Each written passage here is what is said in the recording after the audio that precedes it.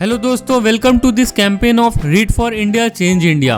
दोस्तों, एक तरफ जब पूरी दुनिया तरक्की और साइंटिफिक रिवॉल्यूशन की तरफ आगे बढ़ रहा था, वहीं दूसरी तरफ साउथ अफ्रीका में गोरे और काले रंग के बीच भेदभाव बढ़ता ही जा रहा था। जब दूसरे वर्ल्ड वॉर के बाद सारा वर्ल्ड अपनी इकोनॉमी और अपने अपने देश की तरक्की बढ़ा रहा था, वहीं दूसरी तरफ साउथ अफ्रीका में काले रंग वाले लोगों की हालत और बुरी होती जा रही थी। दोस्तों, साउथ अफ्रीका में जब नेशनल पार्टी पावर में आई इन ईयर 1948, तभी उन्होंने रेशियल डिस्क्रिमिनेशन पर काफी लॉस पास कर दिए और इन लॉस के अनुसार कोई भी ब्लैक साउथ अफ्रीकन बिना पास या बिना परमिट के कहीं घूम नहीं सकता था। उन्हें रहने के लिए काफी पिछड़े इलाके में जगह दी जाती थी, जहां पर बिजली पानी की व्यवस्था नहीं होती थी। व्हाइट साउथ अफ्रीकन्स और ब्लैक साउथ अफ्रीकन्स एक दूसरे से शादी नहीं कर सकते थे और ब्लैक साउथ अफ्रीकन्स के बच्चे सिर्फ उन्हीं स्कूल में पढ़ सकते थे जहां पे सिर्फ उनके जैसे लोग होते थे। दोस्तों, हालांकि ब्लैक साउथ अफ्रीकन्स की पॉपुलेशन 80% थी, लेकिन उन्हें वोट देने का हक नहीं होता था। इस डिस्क्रिमिनेशन के कारण उनकी लाइफ बहुत दयनीय हो गई थी और व्हाइट साउथ अफ्रीकन्स और गवर्नमेंट उन्हें काफी सप्रेस करने लगे थे। लेकिन दोस्तों, वो बोलते हैं ना, अंधेरे के बाद ही रोशनी आती है, और जब लोगों की जिंदगी जानवरों से भी बदतर होने लगी, तभी साउथ अफ्रीका में कुछ ऐसे फ्रीडम्स फाइटर का जन्म हुआ जिन्होंने अपनी जिंदगी की परवाह न कर अपने लोगों की जिंदगी बदलने की कसम खा ली। दोस्तों, इन परिस्थिति में ही साउथ अफ्रीका की जमीन पर नेल्सन मंडेला का जन्म हुआ, जिन्होंने साउथ अफ्रीका के लोगों की जिंदगी बदल डाली। नेल्सन मंडेला ने अपने जिंदगी के 27 साल जेल में गुजारे थे और वो पहले ब्लैक प्रेसिडेंट बन गए ऑफ साउथ अफ्रीका जब वो 27 साल बाद जेल से वापस आए। दोस्तों, आज हम नेल्सन मंडेला की लिखी हुई बुक और उनकी autobiography a long walk to freedom discuss करेंगे और उनकी लाइफ से कुछ सीखने की कोशिश करेंगे। दोस्तों, आज जब आप नेल्सन मंडेला की पूरी लाइफ के स्ट्रगल्स जानेंगे तो आप भी हैरान हो जाएंगे ये जानकर कि कैसे कोई इंसान 27 साल जेल में बिताकर भी हार नहीं मानता है और जेल से छूटने के बाद वो पहला ब्लैक प्रेसिडेंट बनता है of A free south Africa. तो दोस्तों, चलिए हम इस महान शख्सियत की ऑटोबायोग्राफी को डिस्कस करते हैं और वीडियो के लास्ट में ये देखेंगे कि हम इनकी लाइफ से क्या क्या सीख सकते हैं। दोस्तों, ये ऑटोबायोग्राफी नेल्सन मंडेला ने ईयर 1974 में लिखनी स्टार्ट की थी, जब वो रॉबिन आइलैंड के एक जेल में बंद थे। नेल्सन मंडेला का जन्म 18 जुलाई 1918 में साउथ अफ्रीका के एक छोटे से गांव मेवेजो में हुआ था। उनके फादर का नाम हेनरी और मदर का नाम फैनी था। नेल्सन मंडेला जब 9 साल के थे तब उनके फादर का डेथ हो जाता है और उसके बाद उनका बचपन बहुत गरीबी में बीतता है। दोस्तों, उसके बाद नेल्सन मंडेला कुनू में रहने लगे और वहीं पर एक प्राइमरी स्कूल में पढ़ाई करने लगे। स्कूल में उनकी टीचर ने उनका नाम नेल्सन रख दिया। उसके बाद उन्होंने अपनी पढ़ाई क्लार्कबेरी बोर्डिंग इंस्टीट्यूट से की और उसके बाद वो हेल्ड टाउन गए to complete his matriculation.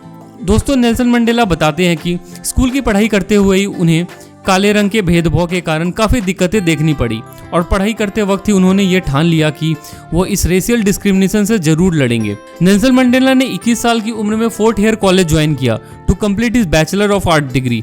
Fort college में ही became the member of student representative council. दोस्तों, कॉलेज में नेल्सन मंडेला काफ़ी पॉपुलर हो गए और उन्हें स्टूडेंट काउंसिल का रिप्रेजेंटेटिव चुन लिया गया, बट उनकी कॉलेज एडमिनिस्ट्रेशन से काफ़ी इश्यूज पर बहस होने लगी और उन्हें कॉलेज से एक्सपेल कर दिया गया and he could not complete his BA degree. इसके बाद ही इलीगली ट्रैवल टू जोहान्सबर्ग, क्योंकि उस टाइम साउथ अफ्रीका में अगर किसी काले को ट्रैवल करना होता था तो उसके पास ट्रैवल पास या परमिट होना चाहिए होता था। जोहान्सबर्ग में नेल्सन मंडेला एक लॉ फर्म में काम करने लगे और उस टाइम वो सिर्फ 27 साल के थे। काम करते हुए उन्होंने अपना BA degree university of south Africa से कंप्लीट किया इन ईयर 1942 एंड फाइनली वो अपना ग्रेजुएशन कंप्लीट करने वापस फोर्ट हेयर कॉलेज गए and he completed his BA in year 1943। दोस्तों, जब नेल्सन मंडेला लॉ फर्म में काम करते थे तब उन्हें रेशियल डिस्क्रिमिनेशन का एक्चुअल मतलब और उसका एहसास हुआ। जब वो एक बार अपने वाइट सेक्रेटरी को लॉ रिलेटेड डॉक्यूमेंट डिक्टेट कर रहे थे, तभी उनके ऑफिस में कुछ गोरे आ गए और तभी उनकी वाइट सेक्रेटरी को नेल्सन से बात करते दिखाना एक शर्मिंदा वाला काम लगने लगा और वो उन्हें बोलती है कि Nelson please get me some shampoo from a chemist shop. इस घटना से नेल्सन को काफी दुख पहुंचा था। नेल्सन की लाइफ एट जोहान्सबर्ग काफी स्ट्रगल वाली रही और उन्हें वहां काले होने का और पॉवर्टी का असली मतलब समझ आया। अपने कलर के कारण Nelson was not permitted to stay in Johannesburg. उन्हें वहां से थोड़ी दूर एक छोटे से विलेज में रहना पड़ता था जहां पर इलेक्ट्रिसिटी और पानी की व्यवस्था नहीं थी। वो अपने लॉ की पढ़ाई कैंडल में किया करते थे और बहुत बार उन्हें अपनी ऑफिस पैदल ही आना पड़ता था। नेल्सन बोलते हैं कि उन्होंने एक ही सूट को पूरे 5 साल तक पहना था और फाइनली उसमें इतने पैचेस आ गए थे कि वो सूट पहनने लायक ही नहीं बचा था। गोरे और काले के बीच इतने भेदभाव को देखकर नेल्सन के अंदर गुस्सा बढ़ता जा रहा था और इसे शांत करने के लिए वो अफ्रीकन नेशनल कांग्रेस यानी कि ANC के प्रोटेस्ट और मार्चेस में भाग लेने लगे। दोस्तों, अफ्रीकन नेशनल कांग्रेस यानी कि ANC का गठन गोरे साउथ अफ्रीकन के शासन से लड़ने के लिए हुआ था। नेल्सन मंडेला एएनसी से काफी प्रभावित हो गए और एक्टिवली एएनसी के सारे प्रोटेस्ट्स और सेमिनार में पार्टिसिपेट करने लगे। इन 1944 ही ऑफिशियली ज्वाइंड एएनसी और उनका बोलना था कि having successful career and comfortable salary were no longer my ultimate goal. Nelson ने काम करते हुए अपने लॉ की पढ़ाई भी स्टार्ट कर दी थी, बट पैसे की कमी के कारण उन्हें यूनिवर्सिटी छोड़नी पड़ी इन ईयर 1952। दोस्तों, नेल्सन ने एवेलिन से शादी की इन ईयर 1946 और उनके 2 बेटे और 2 बेटी थी। बट नेल्सन के पॉलिटिकल लाइफ और बिजी शेड्यूल के कारण उनकी और एल्विन की डिवोर्स हो जाती है in year 1953। In year 1947 Nelson Mandela was elected as an executive committee of ANC. दोस्तों, नेल्सन मंडेला महात्मा गांधी के प्रिंसिपल से बहुत प्रभावित थे और उन्होंने ईयर 1950 में साउथ अफ्रीकन में नॉन वायलेंस मूवमेंट और डेफियंस कैंपेन स्टार्ट कर दिया था। सभी ब्लैक साउथ अफ्रीकन गवर्नमेंट के बनाए गए रूल्स को तोड़ने लगे और इसी कारण से एक मास मूवमेंट स्टार्ट हो गया। नेल्सन मंडेला को पहली बार ईयर 1952 में अरेस्ट कर लिया गया, हालांकि बाद में उन्हें बेल पर छोड़ दिया गया। दोस्तों, इसके बाद अरेस्ट होकर जेल जाना और बाहर आना उनके लिए नॉर्मल सा टास्क हो गया था। ईयर 1952 में नेल्सन और उनके फ्रेंड ओलिवर टेम्बो ने first South African law firm in Johannesburg start किया, जिसका मेन एम था ब्लैक साउथ अफ्रीकन को जस्टिस दिलाना। दोस्तों, एएनसी में एक्टिव पार्टिसिपेशन और प्रोटेस्ट के कारण गवर्नमेंट ने नेल्सन मंडेला पर काफी बैन लगा दिए थे, जिससे तोड़ने पर उन्हें सजा हो सकती थी। दोस्तों, नेल्सन मंडेला का बोलना था कि We have made it very clear in our policy that South Africa is a country of many races. There is room for all the various races in this country. There are many people who feel that it is useless and futile for us to continue talking peace and non-violence against a government whose reply is only savage attacks on an unarmed and defenseless people. दोस्तों, Nelson Mandela ban होने के बाद भी नहीं रुके। वो underground होकर छुपकर एएनसी के मोटिव और प्रोटेस्ट को चलाने लगे। उन्होंने छुप कर पूरा साउथ अफ्रीका ट्रैवल किया to strengthen the African National Congress. Year 1958 में उन्होंने एक सोशल वर्कर विनी से शादी की और उनके 2 डॉटर्स थे। उनकी वाइफ विनी ने उन्हें बहुत सपोर्ट किया when he was in jail for 27 years. दोस्तों, उनकी वाइफ विनी को भी बहुत बार जेल जाना पड़ा था। दोस्तों, जब एएनसी और नेल्सन मंडेला को नॉन वायलेंस मूवमेंट से कुछ हासिल नहीं हो पा रहा था, तो वो एक गोरिल्ला आर्मी तैयार करना स्टार्ट करने लगे, जिसका मेन एम था गवर्नमेंट को जवाब देना। उसका नाम उमखोंतो वी सिज़वे या फिर एमके रखा गया। 11 जनवरी 1962 में Nelson Mandela secretly South Africa से बाहर निकल गए। उन्होंने पूरा अफ्रीका और इंग्लैंड ट्रैवल किया to gain support and guerrilla training for armed struggle. लेकिन जब वो वापस लौट रहे थे तो पुलिस ने उन्हें अरेस्ट कर लिया और उन पर बहुत सारे चार्जेस लग गए। दोस्तों, ऑन 12 जून 1964 जजेस ने नेल्सन मंडेला को उम्र कैद यानी कि लाइफ इम्प्रिजनमेंट की सजा सुनाई और फिर उन्हें रॉबिन आइलैंड के जेल में भेज दिया गया। दोस्तों, रॉबिन आइलैंड के जेल में जाने के बाद भी नेल्सन मंडेला ने रेशियल डिस्क्रिमिनेशन के खिलाफ लड़ना नहीं छोड़ा।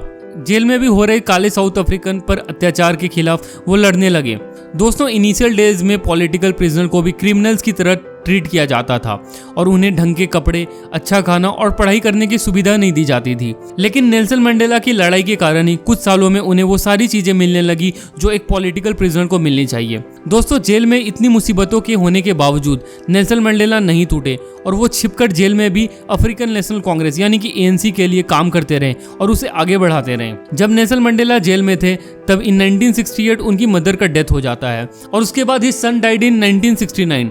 बट दोनों ही ओकेजन पर नेल्सन मंडेला को उनके फ्यूनरल अटेंड करने का परमिशन नहीं दिया गया। दोस्तों, नेल्सन मंडेला बताते हैं कि रॉबिन आइलैंड की जेल में उन्होंने अपने लाइफ के कुछ टफेस्ट टाइम बिताए थे, लेकिन जब वो वहां से निकले तो वो एक कंप्लीट डिफरेंट पर्सन बन चुके थे। दोस्तों, चलिए हम उनकी इस कहानी को उनके ही आवाज में सुनते हैं। One of the things that is difficult for me to comprehend is that we spent such a long time here. And there were moments of joy. But of course, there were painful moments. Mandela always said he came out of prison a different man. What was it about life on Robben Island that changed him? Well, the fact that you could sit alone and think gave us a wonderful opportunity to change ourselves, your behavior. 1976 से south African में protest काफी बढ़ने लगा और काफी बार it turned out into an armed conflict between black South African and the government. Year 1980 में एक campaign named free Mandela started और protest for a democratic nation काफी इंटेंसिफाई होने लगा। इनफैक्ट दोस्तों साउथ अफ्रीकन गवर्नमेंट पर इंटरनेशनल कम्युनिटी से भी काफी प्रेशर आने लगे थे, इंक्लूडेड यूएन। नेल्सन मंडेला को उनके स्ट्रगल के लिए Jawaharlal Nehru human rights award मिला इन ईयर 1980, बट उन्हें रिलीज नहीं किया गया to receive the award. Nelson Mandela को पता था कि गवर्नमेंट पर काफी प्रेशर है और इंटरनल कन्फ्लिक्ट्स के कारण साउथ अफ्रीका की हालत और बुरी होती जा रही थी। तो नेल्सन मंडेला ने गवर्नमेंट के बीच बातचीत करने का एक प्रपोजल रखा बिटवीन अफ्रीकन नेशनल कांग्रेस यानी कि ANC एंड द गवर्नमेंट। और फिर Nelson Mandela as an ANC representative started negotiating with the government for a free democratic South Africa. Finally दोस्तों Nelson Mandela was released on 11th Feb 1990 after spending 27 years in prison. Release होने के बाद ही उन्होंने अपना पहला speech Cape Town में दिया। चलिए दोस्तों हम उस स्पीच का एक झलक सुनते हैं। 1990, at the age of 71, Mandela was released unconditionally.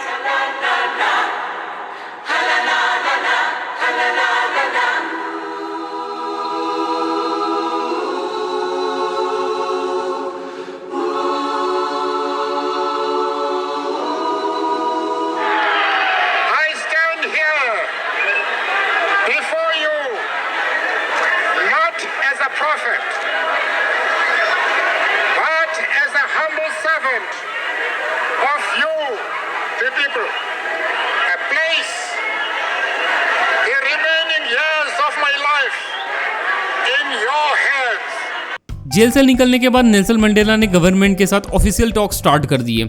जुलाई 1991 में he was elected as the president of the African National Congress. और दोस्तों नेल्सन मंडेला और सारे ब्लैक साउथ अफ्रीकन्स के स्ट्रगल के बाद on 3rd June 1993 it was decided कि एक general election for all South African to vote will be held on 27th April 1994।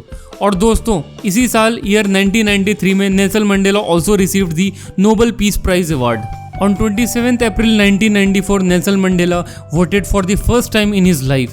And इतने struggles and sacrifices के बाद finally South Africa became free of all discrimination. And on 10th May 1994, Nelson Mandela पहले Black South African राष्ट्रपति बने of a fully democratic nation of South Africa. तो चलिए दोस्तों हम उनके प्रेसिडेंटशिप का एक झलक देखते हैं। And became the country's first black president. Never, and never again shall it be that this beautiful land will again experience the oppression of one by another.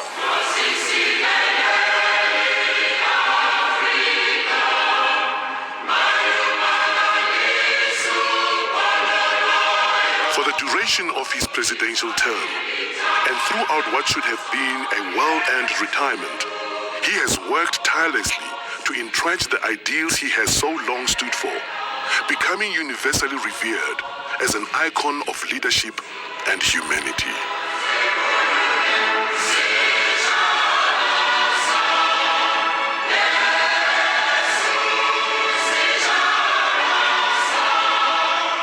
तो friends this book on autobiography of Nelson Mandela really हमें बहुत कुछ सिखाती है। सबसे बड़ी चीज़ हम ये सीखते हैं कि कैसे कोई इंसान अपना सब कुछ छोड़कर अपने लोगों को जस्टिस दिलाता है। और सबसे बड़ी बात है कि कैसे 27 साल जेल में रहने के बाद भी वो नहीं टूटते हैं और वो अपने डिटर्मिनेशन और स्ट्रॉन्ग विल पावर से लड़ते रहते हैं एंड फाइनली वो जीत जाते हैं। तो friends this book a long walk to freedom हमें नेल्सन मंडेला और साउथ अफ्रीका के काफ़ी डार्क स्टोरीज बताती है और ये बताती है कि कैसे वहाँ के लोगों ने इतने लंबे स्ट्रगल के बाद फाइनली फ्रीडम अचीव किया था। तो it is a definitely to be read book and to learn lot of things from this great personality. और लास्ट में दोस्तों चलिए मैं आपको फिर से याद दिला दूं कि चलिए हम इन महान शख्सियतों की ज़िंदगी को पढ़कर उनकी ज़िंदगी से कुछ सीखने की कोशिश करते हैं और ना तो सिर्फ अपनी बल्कि अपने साथ वाली की ज़िंदगी में बदलाव लाने की कोशिश करते हैं। And help me in my campaign read for India change India. जय हिंद।